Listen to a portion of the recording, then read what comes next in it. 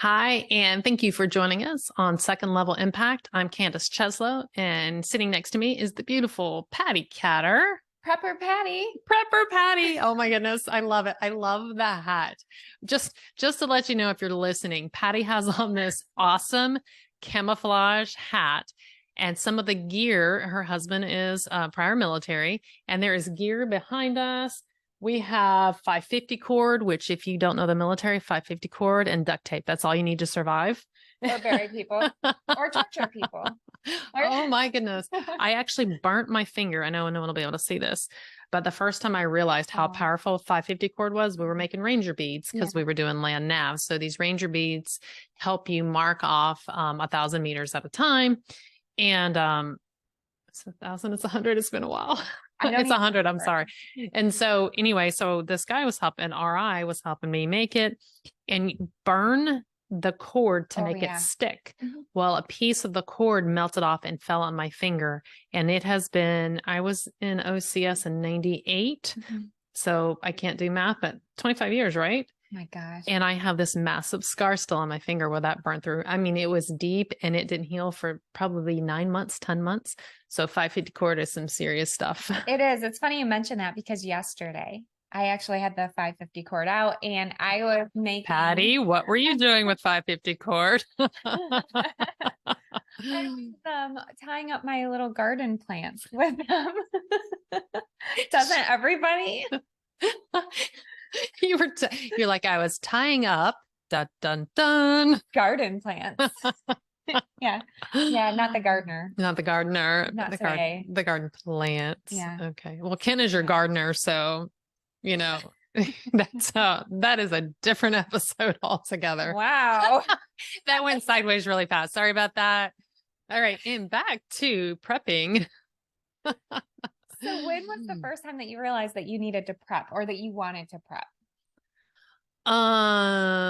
Truly as an adult, because I grew up, we moved from Florida to this farm. And so kind of living on a farm and that being prepared and canning was part of my childhood, but realizing that it was something that need to be a planning consideration to be prepared. I think the military just kind of instills that in you. So there wasn't a defining moment, but having extra resources, having a water filter, having like dried foods. And for anyone who lives in Florida, if you don't have at least that basic piece of it down, you haven't lived in Florida long enough because, at any given moment you can be without power for 5 days due to hurricanes and such. So. Yeah, it's funny. When we first moved here, I wouldn't say I freaked out about hurricanes, but I really prepared like too much, honestly. Right. And so one of the problems that I had when I first started prepping years ago, and I'll tell you a funny story, actually. So Ken was stationed at Fort Bragg and the kids were bored one day and they're like, "Hey mom, can we go in the backyard and dig in the backyard and like turn this area into our little digging, kind of like a sandbox, but not really because there was still grass there and we had a huge yard." So I'm like, "Yeah, just keep it over in this corner." Right. So where I'm going with this is they were out there a long time and they had all their little neighborhood friends. And my daughter comes running up and she's like, can you come out here and look at what we made? And I'm like, okay, let me go out and look and see what you made. And this is funny. Okay. I don't care what you think of this president, but it was funny. So Hunter's like, my son, he's like, "Look, we made an Obama shelter." And I'm like, "What do you mean?" And he's like, "Obama's president, so we made a shelter just in case we get bombed." Oh, from the mouths of it. How cute. Yeah. Oh, We don't know exactly where they heard that. I mean, we were surrounded by a lot of military families and such there, but put the word bomb in Obama. Yeah, that's cute. Yeah. Yeah. So they made a shelter and they went as far as making places for little bonfire pits like inside this shelter. I have a picture. I'll post it on social media. It was really cool. But we really honestly kind of grew up, in Michigan, hunting, fishing. Yeah. a lot of survival off the land. Before Ken was in the army, we had Mhm. a decent size of property and had a little homestead there. So we always had it kind of in us to take care of ourselves. Mhm. But it wasn't until recent current events that we're like, whoa, shoot, we better be prepared, not only for man-made kind of Mhm. disasters, but also natural disasters. Yeah. And I think there are people who it is an obsession. Hmm. And then there are people who just want to be prepared. Like they Hmm. want to be prepared to take care of their family. And, I'm not saying either one of them is wrong Hmm. because it is fun to look at some of these survival places and sites. Oh my goodness, what they've done with shipping containers. Have you seen that? Yeah, shipping containers, silos. Oh my goodness gracious.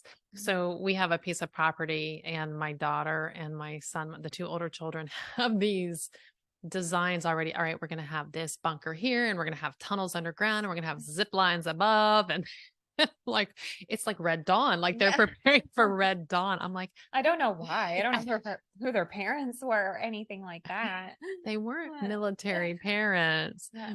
Yeah, but Yeah. but there are some pretty amazing actually Mhm. up where Punxsutawney Phil is. Mhm. There is a Airbnb that is so cool. They have one that's a treehouse, but one is in an old mine shaft. Oh, cool. It is really cool. We didn't get to stay in that one, but we want to go back to that. But that's really cool. It's kind of a bunker within itself, is this old mine shaft. Yeah. Mhm. It's funny because I know some of you out there watching right now, you're probably like, bring it on because you're bored, you're tired of TV. We're pending on craziness and current events. Our last show was about current events, and um, everybody's kind of on the edge.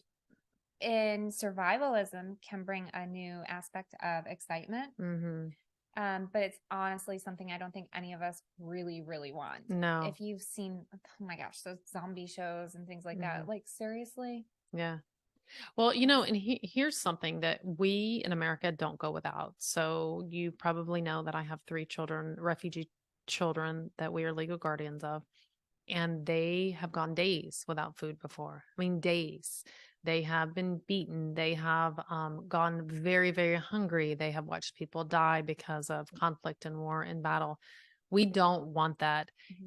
And I do think that kind of that complacency and luxury that we have in our lives is actually problematic. Mhm. So, being prepared because of current events, being prepared because of natural disasters, COVID, what the ever living heck with toilet paper, I mean, people? toilet paper. I mean, Holy moly, yeah, hoarding. yeah. A funny story about the toilet paper I would is, love to hear a funny oh story. my gosh. So a couple of weeks before COVID was even a thing on the news, I literally came home with tons of toilet paper because they had a huge sale at Walmart, which I Right. don't love Walmart, but they're getting better. Anyways, so I come home from Walmart and I literally had, no joke, tons of toilet paper. Mhm. Like, I'm thinking several hundred rolls of toilet paper. Right. And I bought oatmeal Right. and pancake mix and syrup. And I only did it because they had this really great sale. Hmm. And literally, like within a couple of weeks, my toilet paper investment turned into gold. Yeah. You could have bought a Like, car with oh my that. gosh. Yeah. But what are the odds of that? I mean, come on, Mhm. you really don't need toilet paper to survive. You really Right. don't. No, you don't. I mean, No, it's they nice, don't have but them. And when I first went to, I had to be fluent in a foreign language. mhm. So I went and was an exchange student down in Ecuador. And it was my first time overseas.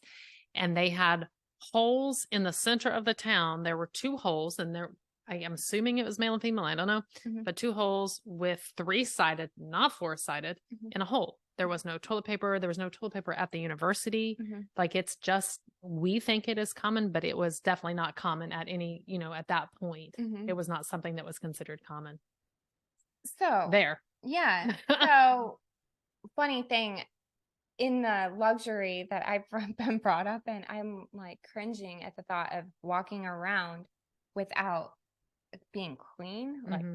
Yeah. I mean, I even am one of those people who have that bidet. But you know what? She says that. However, I have Yeah. gone on humanitarian trips with this woman I before. mean, I was clean. You were clean, but do you remember? So we were on this trip and it was like maybe 10 days Yeah. and there was no hot water. Yeah. Oh, yeah. I mean, And yeah. so we went to the drive from where we were staying in Penajachel to the major city of Guatemala. Guatemala City. Oh my Mhm. goodness. So Guatemala City, we stayed in a hotel before we got on the flight. We had to make that, we had to stay in a hotel. It was a nice hotel and people were looking at us as if we were lepers. I kid you Yeah. not. Yeah, we were filthy. We thought we were We clean. thought we were clean because we were doing basic hygiene. Yeah. Cold showers. I mean, even this last time. Mhm. No, we will not talk about that last trip. Oh my word. Yeah, that was horrible. yeah. But I mean, like, I try to be as clean as I can. Yeah. Obviously, though, if you're in the middle of Ecuador or in Guatemala, some of the places that we were visiting, there isn't any toilet paper. So, I find leaves or whatever I need to find. Yeah. And in the Yeah. military, those of you who served in the military first, thank you very much. But you have dug slit trenches. Mhm. You have been in the desert, not showering, using baby wipes. And if you are military, you're very familiar with prickly heat. So we were in the field and it was just like a week or something, but it was Fort Benning, Georgia. I think it was Officer Candidate School. And it was the middle of July and I got prickly heat and I thought I'd been attacked by fire ants because baby wipes only reach so far, but there's a spot on your back you can't get. And I thought I was on fire. I've never, if you've ever had prickly heat, you know where I'm coming. If you know, you know.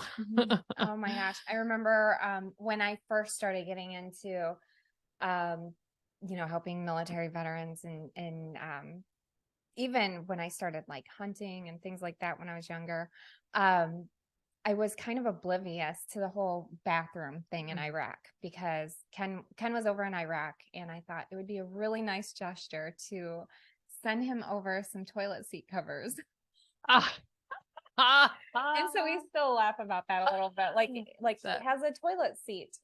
Oh my goodness, that's so funny. Yeah, that's probably not on his mind. No. Probably not on his radar. No, not at all. But I was like, oh, this will be nice. So we're sitting here and we're talking, and you mentioned hunting. So I'm not a hunter, but we did live on a farm. And I believe I mentioned how we were eating my pet when my brother turns to me, how does Apollo taste? I still don't forgive you, Joe. So I eat meat, but to me, it grows on a tree. But then I moved to Alaska and subsistence living is such an ingrained part of the culture and society that it really shifted my mindset from not these poor animals. It's almost like watching an episode of watching Avatar, like where they're so thankful for the food that's provided and they use every piece of the animal. It is not this barbaric thing that some people think of. It is literally survival and clean and in a very ethical way to provide for your family.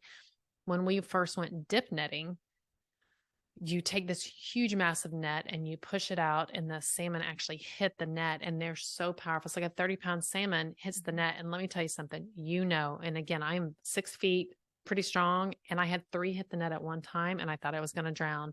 Like the icy waters went over my waders and I'm fighting these salmon. I'm like, all right, one of us is going down. It's either you guys or it's me.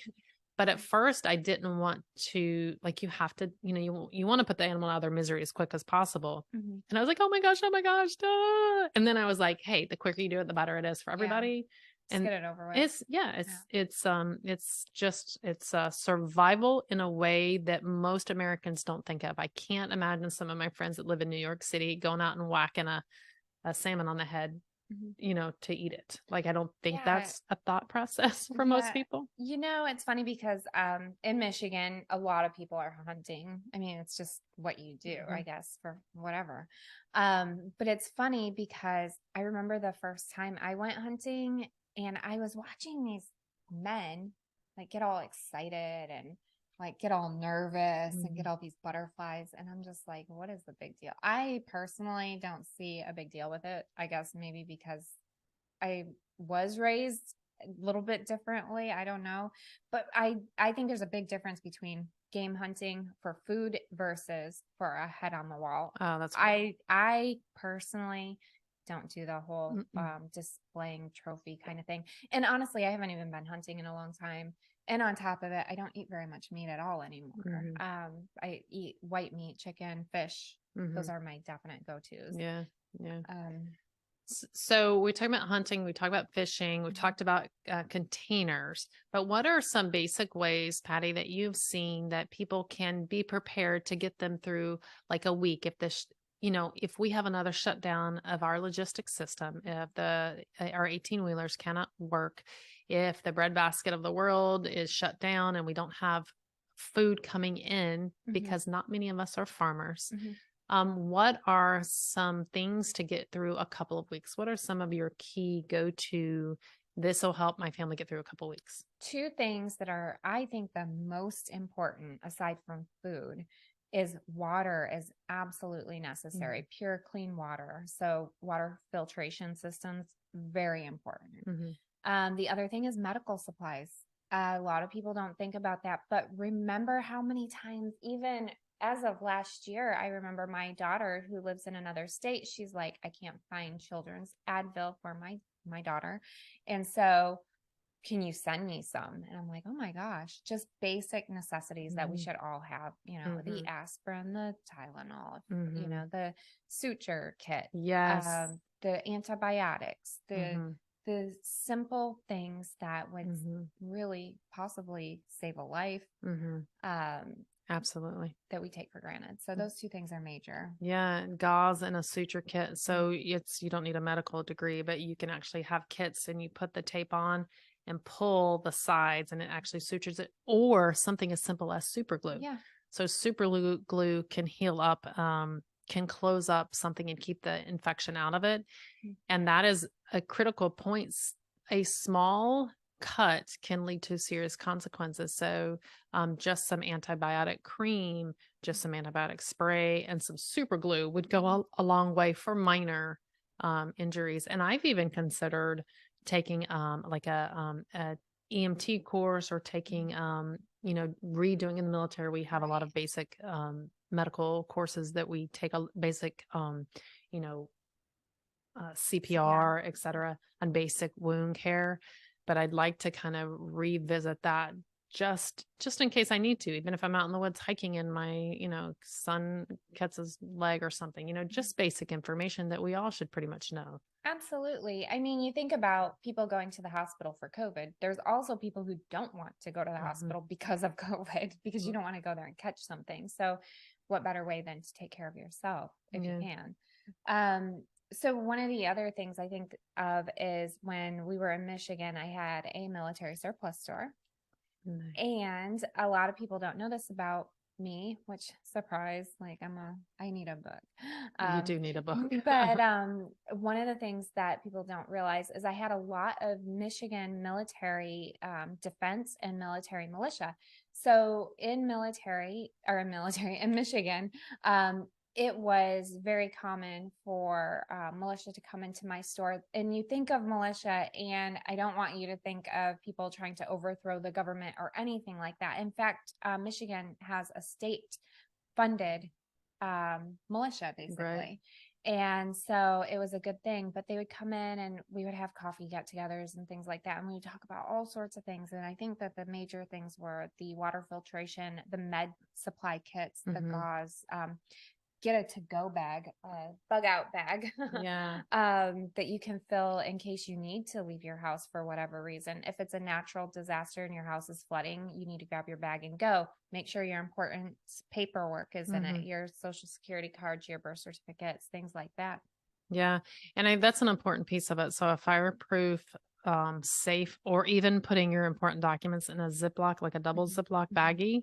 And that way you can Yeah. grab it quickly. And the go bags, most programs have them, military has them, police officers Mhm. have them, journalists have them, quick responders have them. But a go bag is just basically something that'll get you through like 3 or 4 days, Mhm. that is always packed, always ready, and has essentials. And I think that is something that's super simple that Mhm. you can leave in your car or you can just have under your bed. But a lot of, again, this might sound a little bit out there, but it's really just kind of forward thinking. Nah, it's normal. It's And in our normal. community, though, Yeah. me growing up on the South, you growing up Mhm. in Michigan, us being military families and military, um, it's just kind of a normal part of our lives. So Mhm. this isn't anything that comes across to us as extreme. Matter of fact, I am if I were to compare myself to some of my buds, I'm way behind the power curve. Mhm. Yeah, and too, I think that some people who are listening, you might not be prepared, and you might be extreme to the fact that you're so not prepared that you might have to rely on somebody like us Mhm, to help you. I do remember one of the hurricanes, one of my neighbors was like, "Hey, I don't have any batteries. I don't have any more mm, toilet paper. mhm, I don't have any water. Like, do you have any I can borrow?" mhm. And it's like you want to help people to a certain extent, but if you're listening, it's important to really help yourself because it's not even just helping you, it's literally Yeah. helping. If you help yourself, you're helping your neighbors because your neighbors aren't going to have to help you too later. Yeah, and a So, generator, like we mhm, loaned out our generator during this last hurricane to a family. I think even a small generator is important. mhm, Um, but one thing that again we have forgotten is the difference between true need and mhm. true want. Yeah. We don't need refrigeration. We've become accustomed to it. They did not have refrigeration 100 years ago. I hate to Mhm, break it to us. We don't need our cell phones. There are things that we don't need. mhm, We don't need heat. We don't need air conditioning. Well, unless you live in Alaska or Michigan, you need some heat somewhere. mhm, Um, but differentiating between the two. And having said that, they have really easy, compact chargers now that are solar mhm, charged. mhm. So that's an easy one that can get your phones charged so that you can communicate in a crisis. Like that's to me, that's prepping 101. Yeah. Now let's go above and talk a little wacky. Oh, wackadoodle. I like it. EMPs. So Faraday cage bags. So I love those. I actually have one. Of course I do. The conundrum I have is I don't use it and carry it. So I would say 99.9 times out of 100, it's going to be sitting in my closet and I'm Mhm, not going to be using it. mhm, But there are people who Faraday their cars mhm. because our cars, if you have a car past, what is it, 2003? Yeah. It will shut down if there is an EMP. Mhm, So older cars have become more valuable because of that. And if you have an older car, I would hold on to that baby, mhm, just for that purpose, in case one of these extreme mhm. measures take place. But it is a possibility. I mean, yeah, because think about it. Remember those little balloons that China was flying over the Hmm. US? They said that there was a capability to, I don't know, you don't really launch an EMP, but you detonate it or, Hmm. into the atmosphere. Hmm. And you might not even know what the heck an EMP is. So basically, it's where you, Electronic magnetic pulse, I yeah, believe, is what it's called. yeah. So it disrupts cell phone service, Hmm. energy. If you ever seen that movie, it was a documentary or something on Netflix. I think it's called Revolution. It might have some fictional pieces to it, but it was a really fun show, Yeah. and it really goes above and gives you some really great ideas on how to Hmm. survive Yeah. when you don't have electricity for Yeah. long extended periods of time and things like Yeah. that. Well, and this is probably out there for some people, but for us, we've always had bug out bags because we were outdoors a lot. So Mhm. in case we got separated was the big thing. So Yeah. everyone in my family has their own backpack. It has a water filter in it, has a suture kit. We also keep needle and thread in there, Mhm. like a small needle and thread. Mhm. We keep different basic meds in there. We have gauze. We also have shelter, so there's like a tiny like shelter tent, and there's also like an emergency thermal bag in there that you can wrap up in it, kind of like what after marathons that you see those silver things. Mhm. It's something to that effect, and it does make a difference. It definitely doesn't keep you comfortable. In mine, I have a little pillow. I really do. Um, there are small blankets in most of them, but the kids pack their owns now. But that water filtration straw is huge. Yeah. I mean, that is a huge one. We all have a shovel or an axe Mhm. in our backpacks, and we all have 550 cord. That stuff is priceless. Mhm. Matter of fact, for the longest time, my kids wore the bracelets. Remember Yep. those bracelets with the 550 cords on them?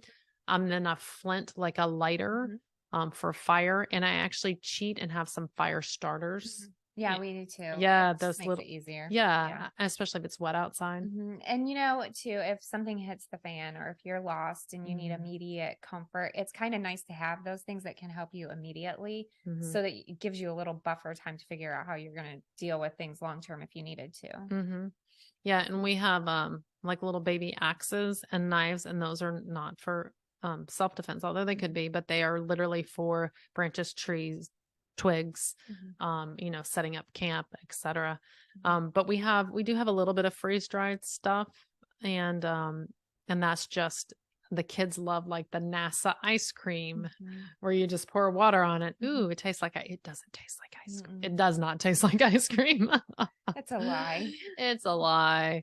But if nothing else, I think kind of being prepared for this kind of eventuality. If you live in Alaska where there's earthquakes, if you live in California where there's earthquakes, if you live anywhere in the tornado alley, I've been out without power several Yeah. times, several times. Yeah.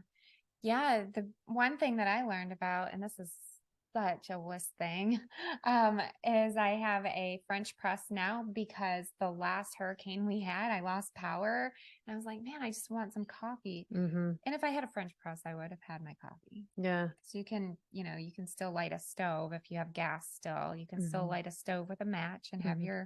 your fire, which people Yeah. don't think about the simple things too. So what if you're in a place where you've lost electricity and it's because of a hurricane? There Mm-hmm. are simple things that you can do at home too, besides like the extreme bug out bag and Mm-hmm. all that stuff. Mm-hmm. You can also prep and, fill your washer with water Mm-hmm. before a storm, just so you can have water just in case. We have a pool, so we have that covered for the Mm-hmm. water. Mm-hmm. So there's small things that you can do for small events, and then there's more a big broad Yeah. picture that you can do for extreme measures.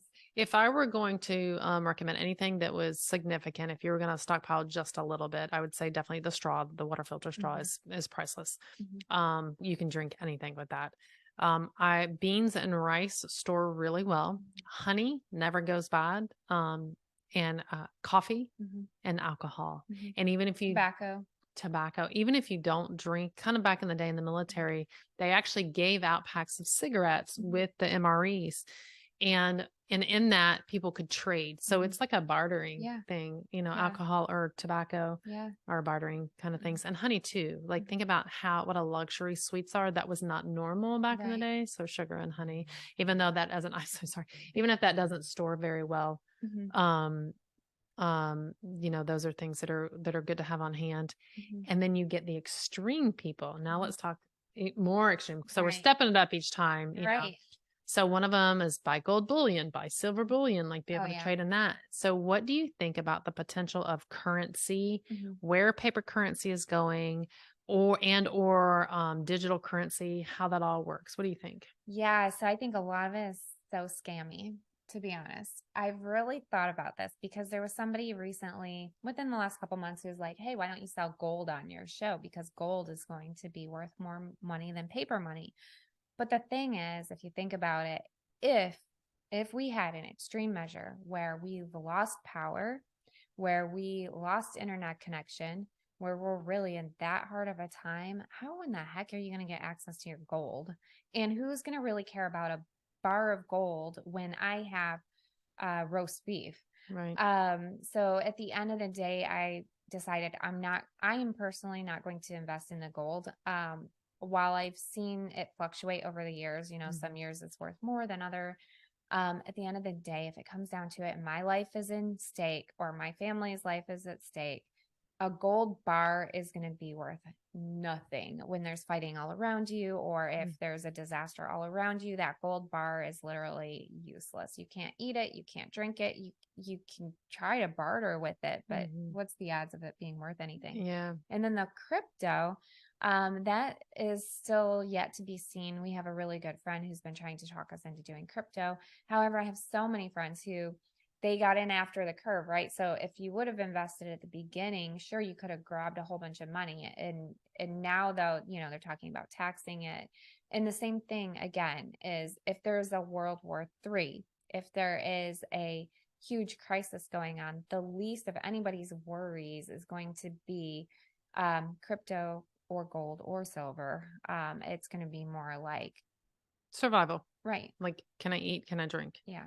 Like, and that's the priority. Your actual priorities, whether you realize this or not, which I know most of you do, Hmm. your priority is air. Hmm. That is number one. And after air, it is water. And after water, it is food. Those are the three priorities that you cannot live without. And you've seen movies where people are like just burning cash Hmm. literally to stay warm. Like it would mean nothing to you Hmm. to burn cash to keep yourself or your child alive. I'd burn everything, of Hmm. course. Hmm. And we just haven't been in that position before. Right. You look at what's going on over in Israel right now in Mm-hmm. the Gaza Strip. Do you think that those people care about a bar of gold right now? And that is an interesting thing that you say that, because in every room on the borders of Israel and every house, they actually have a safe room. It is actually, I don't want to say it's mandatory, but it is something that is built into their society as a safe room, a bunker room within the house. And that is something that we as Americans as a whole do not even think about. It is like kind of a fantasy, like the movie with Jodie Foster and the safe room, Mm-hmm. but that is a necessity or a luxury necessity in many parts of the world that we haven't dealt with. And that's kind of why we're having this conversation is it's not to scare. It's a little bit fun. It's kind of like playing the lottery, like, ooh, what if, Yeah. Yeah. it's kind of a what if game. Am I prepared? Am I not prepared? But it's also bringing a little bit of reality to people who have been, if you've ever been without food and water, they say it's 36 hours before your neighbors will come after you. Oh, yeah. 36 hours without electricity, food, without essentials, that people will turn on people. We have not faced that. That's a huge, great point because when I was talking about my neighbors asking, do you have any batteries? Do you have any extras of anything? Basically, it's funny because I live in a great area, like a beautiful area. But if it was literally like 12 hours after the storm, if that, maybe not even that long, and people were already asking me for things. Imagine if you're in a situation and it's been several days and the grocery stores are completely out of food, which, by the way, during COVID, I went in and I took a video of our Walmart, which was normally completely stocked, and it was completely empty, aside from like the stupidest things nobody ever wanted in the first place. But I went in there and I took a video, and it was insane because Mm, you can't tell me that because of a sickness, all of a sudden, there's no food, there's no water on the shelves, there's no mhm, um, necessities to take care of oneself, there's no medications. Literally, all of the shelves are bare. So you're going to have people start fighting you for these things. mhm. We have gang problems throughout America, we have violence in America. Some of you might remember me from the police department in Saginaw, Michigan, the number one most violent city per capita at the time. Those issues in those inner city areas are nothing compared to what we would see in a Mm-mm. crisis. No, they're not. And thankfully, having visited and seen some of these places firsthand, it doesn't. Hearing about something and seeing it with your own eyes, totally different, Mhm. absolutely different. Like, oh yes, this is so bad. I feel so sorry. But once you see it and experience it and smell it, Mhm. you can't undo that. And it really does change your perspective. Like, here's a challenge. Here's something. Fast for a day. If you've never fasted, fast for a day. Don't have coffee, just have water, and go from, 24 hours without food. And while it's relatively easy to do, it's something most Americans haven't done. I mean, we say, "Oh, we get hangry, here's your Snickers." Mhm. You know, go an entire day, 24 hours without food, and it'll give you the slightest little glimpse into, wow, we really have everything at our fingertips here. And then imagine having your little child, Mommy, I'm hungry. I'm Mhm. hungry. I'm hungry. Yeah, one of the organizations we work with, one of the moms told us that they mix dirt in with the water Mhm. to give it weight so that the child felt more full. Mhm. So they mix dirt in with the food. We just got back from a trip not too long ago, and we spilt a little bit. I mean, maybe 30 grains of rice Yeah. And I was so hurt because I thought, oh, look, there's a little bit of rice. And we come out and there is a woman picking up each individual grain. Like that is how important each grain is. She's picking and then of course I'm like, I am so sorry. She's like, oh no, no, no, it's okay. Like Mhm. she wasn't mad at all. She was Right. just glad that She was she's a happy she had a few pieces of rice. yep, yep. Mm. So that kind of level of and if you are preparing, what are your top three things takeaways? Like what are your top three? Like Mhm. if this is what if I only get to take three things, what are yours? Yeah, I definitely still say the water, the med kit, and I would want to be warm. Mm, So, in your bug out bag, make sure that I would have something to start fires, yeah. a flint. Yeah. So the bug out bag, Um, and that if I I think had so.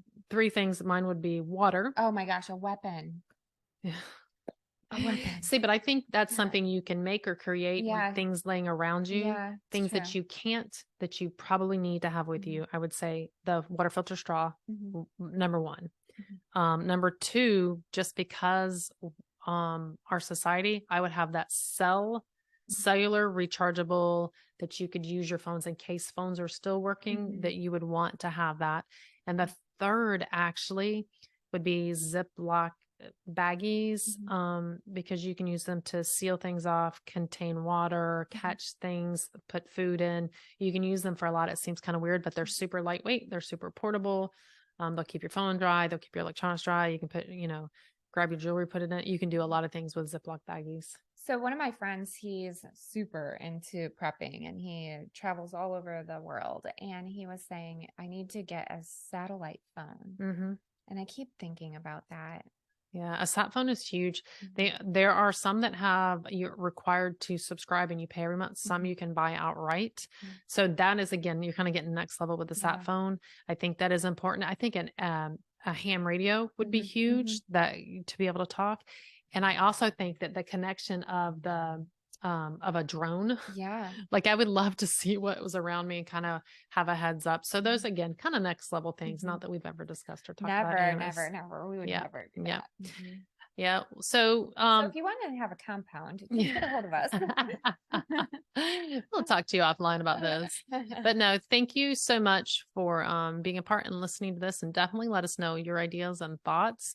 Mhm. Um again, I'm trying to outdo my son on Instagram. So Yes, help go me out over with to that. Candace's Instagram, please. It's Candace Cieslo. Cheslo. Cieslo. CIE.